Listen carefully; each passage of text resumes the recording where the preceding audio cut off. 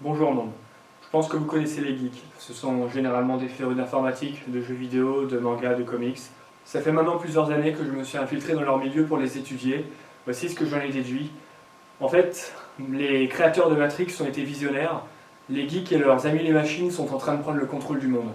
Bon, vous ne connaissez pas les boucles for each, JavaScript ou les API RESTful, ou vous êtes fan de la prélogie Star Wars. Eh bien si c'est le cas, ils vous traiteront comme des esclaves lorsqu'ils domineront le monde, et c'est pour bientôt. Vous voulez connaître leur motivation? Eh bien c'est leur revanche. Ils ont souvent été victimes de leur hobby décalé et frappés par les joueurs de foot. En prenant le contrôle du monde, ils deviennent des winners, c'est ce qu'ils appellent un epic win. Pour arriver à leur fin, ils ont mis en place une méthode très efficace. Premier point de la méthode, ils utilisent des codes. Si je vous parle de termes comme Epic Fail, Blue Screen of Death, Let's Speak, Noob, Pwned, vous ne comprenez pas?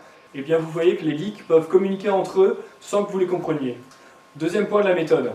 Ils sont désormais à la tête de grosses sociétés de nouvelles technologies qui rapportent des milliards de dollars, comme Microsoft, Google ou Apple. Grâce aux nombreux logiciels espions qui sont installés sur les machines, leurs adeptes geeks peuvent désormais contrôler les flux bancaires et les flux d'informations ainsi que la cartographie du monde grâce aux outils de Google comme Google Maps ou Google Earth.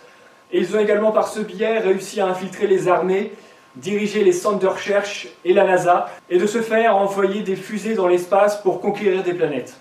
Troisième point de la méthode, ils se réunissent lors de ce qu'ils appellent des conventions ou des jeux de rôle grandeur nature. Ces événements leur permettent de s'entraîner sous couvert d'activités ludiques.